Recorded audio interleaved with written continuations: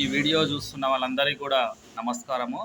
అయితే ఈరోజు మనం ముఖ్యమైన విషయం, చాలా ముఖ్యమైనము, అంటే జీవితంలో అందరికీ, అంటే చిన్నపిల్లల కాడ నుంచి పెద్దవాళ్ళ వరకు కూడా చాలా ముఖ్యమైన అంశం గురించి మనం డిస్కస్ చేస్తున్నాము. కాబట్టి ఈ వీడియో ఖచ్చితంగా పూర్తిగా అయిపోయే వరకు కూడా చూస్తారు. చూసిన వాళ్ళకు తప్పకుండా మేలు జరుగుతుందని నేను ఆశిస్తున్నాను. అయితే మన టాపిక్ వచ్చేసి ఎనిమియా అంటే మనకు రక్తహీనత గురించి మాట్లాడుతున్నాము. చాలామంది రక్తం తక్కువ ఉందంటే చాలా చిన్న ప్రాబ్లంగా భావిస్తారు. కానీ దీనివల్ల కలిగే దుష్పరిణామాలు చాలా తీవ్రమైనవిగా ఉంటాయి. అయితే రక్తహీనత ముఖ్యంగా మనకు ఎట్లా కనిపిస్తుందంటే, మనకు రక్తనాళాలు అంటే మన ఎర్ర రక్త కణాలు ఆర్బీసీ కౌంట్ అనేది మనకు ఉన్న మోతాదు కంటే తక్కువగా ఉంటే దాన్ని మనము రక్తహీనతగా భావించవచ్చు. అదేవిధంగా రక్తం లోపల హీమోగ్లోబిన్ లెవెల్స్ కూడా మనకు తగినంత మోతాదు కంటే తక్కువ ఉంటే కూడా దాన్ని కూడా మనం రక్తహీనతగా పరిగణించవచ్చు. అయితే రక్తహీనత వల్ల మనకు ఏ సిమ్టమ్స్ వస్తున్నాయి అంటే, ఏం జరుగుతుంది రక్తహీనత అంటే, మనకు ఎర్ర రక్త కణాలు కావచ్చు, హీమోగ్లోబిన్ కావచ్చు, మన రక్తంలో తక్కువ ఉన్నట్లయితే జనరల్గా మనుషుల్లో ఏ విధంగా ఉంటుందంటే, చాలా వాళ్ళు వీక్నెస్ ఉంటారు. ముఖ్యంగా అంటే పుట్టిగానే అలసిపోతుంటారు, అంటే ఊపిరి తీసుకోవడానికి కూడా కొంచెం ఇబ్బంది కలుగుతుంది. అదేవిధంగా మన అరిచేతులు అరికాల్లో కూడా మనకు చాలా చల్లబడి మెత్తగా చెమటలు వచ్చినట్లు అయ్యి చల్లబడుతూ ఉంటాయి అన్నమాట. ఇంకోటి, మన శరీరం యొక్క కలర్ కూడా మనకు ఎల్లో కలర్ అంటే పసుపు రంగులో మారే అవకాశం కూడా ఉంటుంది. ఇటువంటి సిమ్టమ్స్, ఇంకోటి మనకు తల తిరిగినట్టు కావడం కావచ్చు, ఊరుకుకే మాటికి తలనొప్పి రావడం కావచ్చు, తర్వాత ఎంత తిన్నా కూడా మనకు సరిగా ఆకలి తీవ్రంగా ఉండి మనకు ఎనర్జీ లేకపోవడం, అంటే నీరసంగా అనిపించడము, బక్కగా అయిపోవడము, ఇటువంటి అన్నీ కూడా అంటే చాలా వరకు దుష్పరిణామాలు మనకు ఈ రక్తహీనత వల్ల జరుగుతాయి. అయితే ముఖ్యంగా అసలు ఈ రక్తహీనతను మనం తగ్గించుకోవాలంటే ఏం చేయాలి, ముఖ్యంగా ఎందుకు ఈ రక్తహీనత అనేది వస్తుందంటే, ముఖ్యంగా మనకు 3 కారణాలు చెప్పుకోవచ్చు. ఒకటి వచ్చేసి మనకు న్యూట్రిషనల్ డిఫిషియన్సీ, అంటే మనకు ఆరోగ్యం, మనకు ఆహారం లోపల సమతుల్యత లేకపోవడం, అంటే తగినంతగా మనము అన్నీ తగినంత తీసుకోకపోవడం వల్ల, అంటే ఐరన్ ఉండేటువంటి పదార్థాలు మనం తక్కువ తీసుకోవడం వల్ల, లేకుంటే పదార్థాలు తీసుకున్నా కూడా మన బాడీ లోపల అవి అబ్జార్బ్ కాకపోవడం వల్ల, అంటే పైకి పట్టకపోవడం వల్ల, మోటుగా చెప్పాలంటే మనకు తిన్నా కూడా తిన్న తిండి పైకి పట్టదు అంటారు కదా, ఆ విధంగా జరిగినా కూడా మనకు రక్తహీనత వచ్చే ప్రమాదం ఉంటుంది. అదేవిధంగా బ్లడ్ లాస్ కావడము, అంటే జనరల్గా వచ్చేసి మనకు ఏదైనా గాయం, తీవ్రమైన గాయం అయ్యి రక్తము కోల్పోయినట్లయితే, లేకుంటే మహిళల్లో చెప్పుకున్నట్లయితే వాళ్ళకు నెలసరి దినాల్లో రక్తం అనేది ఎక్కువగా లాస్ అవుతుంటారు, ఆ విధంగా కావచ్చు, అదొక కారణం. అండ్ మూడవది వచ్చేసి మనకు ఎక్కువగా ఈ రక్తహీనత మనకు ప్రెగ్నెన్సీ ఉమెన్ లోపల కూడా మనం రక్తహీనతను చూసుకోవచ్చు. వాళ్ళకు కూడా, ఎందుకంటే వాళ్ళ లోపల కూడా ఇంకొక బిడ్డ కూడా పెరుగుతుంటుంది కాబట్టి రక్తం అనేది అధికంగా అవసరం ఉంటుంది, మనకు హిమోగ్లోబిన్ కావచ్చు ఏదైనా. వాళ్ళలో కూడా ఎక్కువగా మనకు ప్రెగ్నెన్సీ ఉమెన్స్ లోపల కూడా మనం ఈ రక్తహీనతను, ఎనిమియా అనే కండిషన్ చూస్తాము.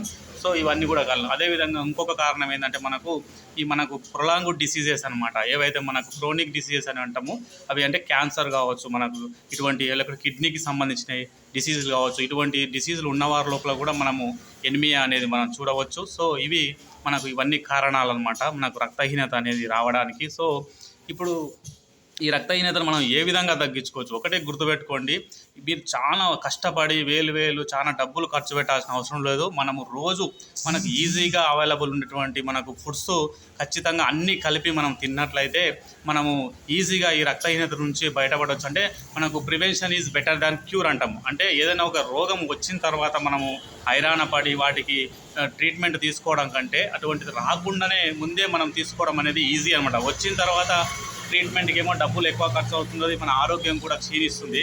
కాబట్టి అది రక్తహీనత రాకుండానే చూసుకుంటే చాలా ఈజీగా మనము రక్తహీనత నుంచి మనము దూరంగా ఉండవచ్చు అనమాట.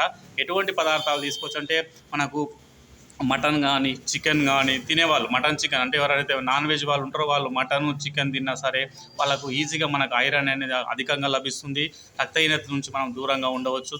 అదే పౌల్ట్రీ ఫామ్, అంటే ఫర్ ఎగ్జాంపుల్ గుడ్లు తినవచ్చు మంచిగా, తర్వాత మనకు డైరీ ప్రొడక్ట్స్, పాలు, పెరుగు, ఇవన్నీ. తర్వాత లీఫీ వెజిటబుల్స్, అంటే ఆకుకూరలు, మనకు ఏవైతే మనకు గ్రీనీ లీఫీ వెజిటబుల్స్ ఉంటాయో, మనకు పాలకూర కావచ్చు, పుంటికూర కావచ్చు, మెంతం కూర కావచ్చు, ఇటువంటి ఆకుకూరలు తిన్నా కూడా మనకు అత్యధికంగా ఐరన్ లభించి మనం రక్తహీనత నుంచి మనం బయటపడవచ్చు.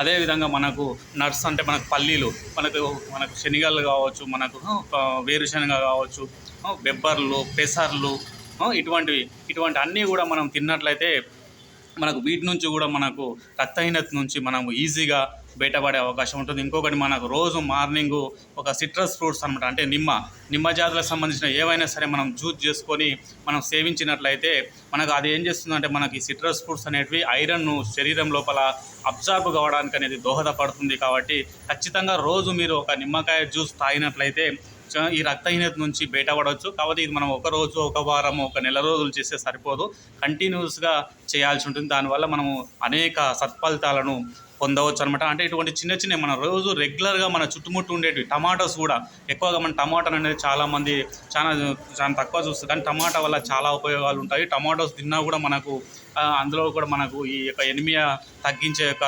అవకాశాలు ఉంటాయన్నమాట. సో టమాటా మనకు పుంటికూర, చిన్న ఆకుకూరలు, తర్వాత మన బెబ్బర్లు, పెసర్లు, తర్వాత మనకు వేరుశనగ కావచ్చు, కందిపప్పు కావచ్చు, ఇటువంటి చిన్న నట్సు, బాదము ఇవన్నీ కూడా కావచ్చు. కాకపోతే మనకు గుడ్లు, పాలు ఇవన్నీ కూడా.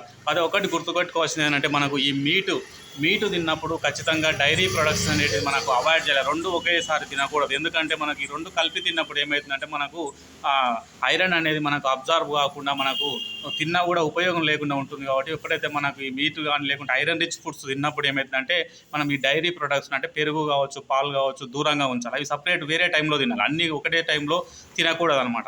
సో ఆ విధంగా తినడం వల్ల మనం ఈ ఎనిమియా నుంచి మనము దూరంగా ఉండవచ్చు. ఎనిమియా వల్ల మనకు సమాజం లోపల ఎంత తీవ్రత ఉందంటే ప్రతి నలుగురు మనుషుల లోపల ఒకరికి ఖచ్చితంగా ఎనిమియా ఉంటుంది. అంటే ఫర్ ఎగ్జాంపుల్ మన ఇంటి లోపల ఒక నలుగురు మనుషులు ఉన్నారనుకోండి, అందులో ఖచ్చితంగా ఒకరికి ఎనిమియా ఉంటుంది. మీరు చెక్ చేసుకోండి, కావాలంటే మీరు బ్లడ్ టెస్ట్ చేస్తే మీకు బయటపడుతుంది. కాబట్టి అంటే ఎంత ప్రపంచం మొత్తం మీద సరే మనకు దాదాపుగా 25% జనాభాకు ఈ ఎనిమియా అనేది దాంతో బాధపడుతున్నారు. అంటే ఎంత తీవ్రత చాలామంది అసలు దీన్ని పట్టించుకోరు. ఎనిమియా అంటే సార్ దీనివల్ల ఏం దుష్ఫలితాలు ఉంటాయంటే మన మెదడు అనేది ఆలోచన శక్తిని అనేది కోల్పోతుంది. మనం ఒక పనిని తలపెట్టినప్పుడు దాన్ని పూర్తి చేయలేకపోతాము.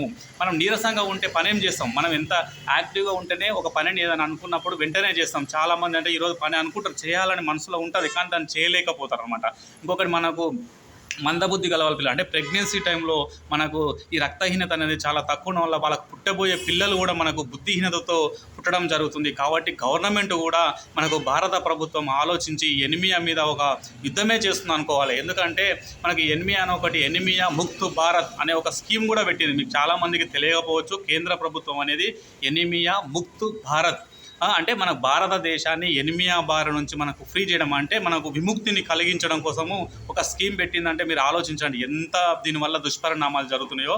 ఆ స్కీమ్లో భాగంగా మనకు నేషనల్ డీవార్మింగ్ డే అని మనకు సంవత్సరానికి 2 రోజులు మనకు డీవార్మింగ్ డే అనేది జరుగుతుంది. ఇది కొంతమందికి తెలిసి ఉండవచ్చు, చాలామందికి తెలియకపోవచ్చు.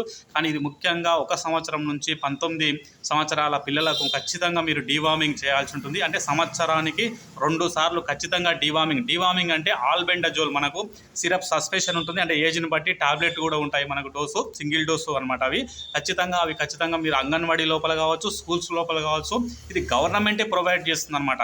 ఎప్పుడు ప్రతి సంవత్సరము 2 సార్లు అంటే 10వ తారీఖు ఫిబ్రవరి 10వ తారీఖు ఒకసారి సంవత్సరంలో మొదటిసారి, రెండవసారి ఆగస్టు 10వ తారీఖు అంటే నెక్స్ట్ ఇది జూలై కాబట్టి నెక్స్ట్ మంత్ మనకు 10వ తారీఖు ఆగస్టు రోజు నేషనల్ డీవార్మింగ్ డే అనేది ఒకటి జరుపుకుంటున్నాము. డీవార్మింగ్ అంటే మనకు నులి పురుగులు ఉండడం వల్ల బాడీ లోపల వాటిని మనం తిన్నది కూడా మొత్తం తినేసి దానివల్ల ఇన్ఫెక్షన్ లోపల ఉండి బ్లడ్ను మొత్తం లాస్ చేయడం వల్ల కూడా మనకు రక్తహీనత వచ్చే ప్రమాదం ఉంది. కాబట్టి మన భారత ప్రభుత్వం పెద్ద మనసుతో ఆలోచించుకొని ఇటువంటి స్కీమ్స్ను, అంటే ఇది మనకు ఎనిమియా ముక్త్ భారత్లో భాగంగా ఈ స్కీమ్ కూడా పెట్టడం జరిగింది. దీంతోపాటు మహిళలకు మనకు ఈ ఫోలిక్ యాసిడ్ టాబ్లెట్స్ ఇవ్వడం కావచ్చు, ఫోర్టిఫైడ్ మనకు న్యూట్రియన్స్ ఇవ్వడం కావచ్చు, ఇవన్నీ కూడా న్యూట్రియన్స్ మనకి అంగన్వాడీ లోపల ఒక గుడ్డు ఇవ్వడం కావచ్చు, ఇవన్నీ కూడా ఈ ఎనిమియాను తగ్గించడంలో భాగంగానే ఇవన్నీ స్కీమ్స్ ఇవ్వడం జరుగుతుంది. కాబట్టి దయచేసి ఈ వీడియోను విని దీన్ని ఖచ్చితంగా ఆచరించండి. ఏ పదార్థాలు తినాలి, ఏ జాగ్రత్తలు తీసుకోవాలి, మీకు దగ్గరలో కూడా ఎవరైనా హెల్త్ కేర్ ప్రొఫెషనల్స్ ఉంటే, మనకు ఎవరైనా డాక్టర్స్ ఉంటే కూడా వాళ్ళను కూడా సంప్రదించి ఇంకా మీరు పూర్తి వివరాలు సేకరించి